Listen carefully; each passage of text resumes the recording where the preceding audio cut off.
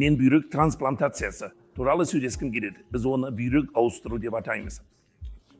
Бұл екі түрге бөлінеді. Тірі туыстық бүйрек трансплантациясы және қайтыс болған донордың органын трансплантациялау. Екеуінің де көптеген артықшылықтары бар.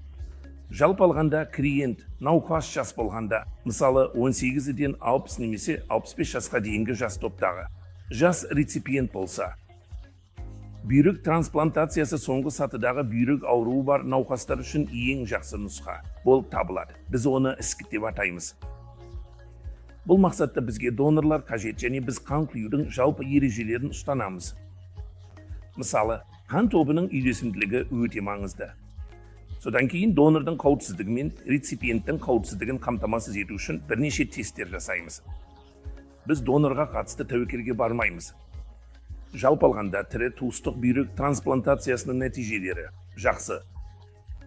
1 жылдық трансплантаттың өміршеңдігі және 1 жылдық науқастың өміршеңдігі 95%-дан жоғары. Ал 5 жылдық трансплантаттың өміршеңдігі және 5 жылдық науқастың өміршеңдігі 90%-дан жоғары.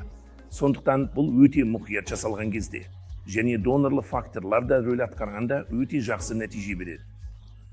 Біз донорды мұқият таңдауымыз керек. Идеалында олар туысқан болуы керек және қан тобының үйлесімділігі болуы қажет. Сонымен қатар бірнеше факторлар бар және бұл осы әңгіме шеңберінен шығады. Бұл өте мұқият жаттығу. Донорды таңдауда өте мұқият болуымыз керек. Ауру. Орган доноры бұл өте жақсы нұсқа. Ол қандай да бір себептермен туысқан донорлары жоқ науқастарға арналған. Сондықтан бұл қолайлы. Және мұнда тағы да біз әртүрлі факторларды қарастырамыз. Донорға қатысты. Ишемия уақыты ең маңызды факторлардың бірі. Менің диссертациям ауру орган донорларының айнымалылары туралы болды. Сондықтан уақытында трансплантат неғұрлым тезірек, бүйрек алу, алынған органды трансплантациялау, нәтиже соғұрлым жақсы болуы керек. Мұнда біз қан тобының үйлесімділігімен кросс-матчты, кросс-матч деп атайтынымызды қарастырамыз. Нәтижелер сәл жақсы. Шын мәнінде диализ нұсқасынан жақсырақ, бірақ олар 90-95%-ді құрайды. 1 жылдық трансплантат және науқастың өмір сүруі. Сондықтан бұл да бірдей жақсы.